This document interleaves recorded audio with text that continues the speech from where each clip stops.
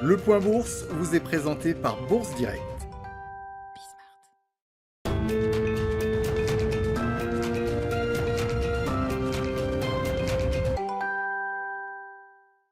La tendance est repassée dans le rouge sur le CAC 40 avant l'ouverture des marchés américains. Le CAC 40 qui avait évolué jusque-là dans le vert depuis le début de la séance. Les marchés américains qui sont attendus de leur côté dans le vert à l'ouverture, à en croire en tout cas les contrats futurs sur les indices. Pour rappel, hier le Dow Jones cédait 0,24% à 34 312 points. Le S&P 500 cédait lui 0,21% à 4 188 points, tandis que le Nasdaq Composite cédait lui 0,03% à 13 657 points. Les investisseurs aux États-Unis qui aujourd'hui vont garder encore une fois un œil sur la Fed et sur les risques de voir sa politique monétaire se resserrer plus rapidement que prévu à cause de l'inflation, même si ce scénario semble être laissé de côté par beaucoup d'investisseurs pour le moment suite aux déclarations répétées des différents dirigeants de la Fed, des déclarations qui estiment que les tensions inflationnistes ne sont que temporaires. On note d'ailleurs que le rendement obligataire à 10 ans aux États-Unis recule légèrement depuis hier. Il est actuellement à 1,58%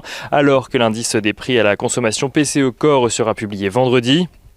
En Europe, si les craintes de resserrement de la politique monétaire sont moins d'actualité, le gouverneur de la Banque de France a tout de même rappelé que les discussions autour de la sortie du PEP ne sont pas pour tout de suite, des propos qui rappellent ceux de Christine Lagarde la semaine dernière et des propos appuyés par Fabio Panetta ce matin, membre du directoire de la BCE.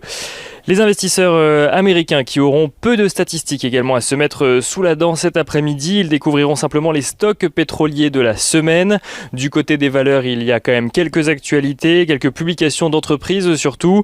On note que Capri, la maison mère de Michael Kors, de Versace ou encore de Jimmy Choo, publie une prévision de chiffre d'affaires annuel supérieure aux attentes avec le retour espéré des clients en magasin, tandis que Nordstrom, dans le secteur des grands magasins, publie de son côté une perte trimestrielle plus forte qu'attendue en lien avec les mesures de restriction, mais surtout à cause des stocks qu'il a fallu écouler à coup de remises agressives.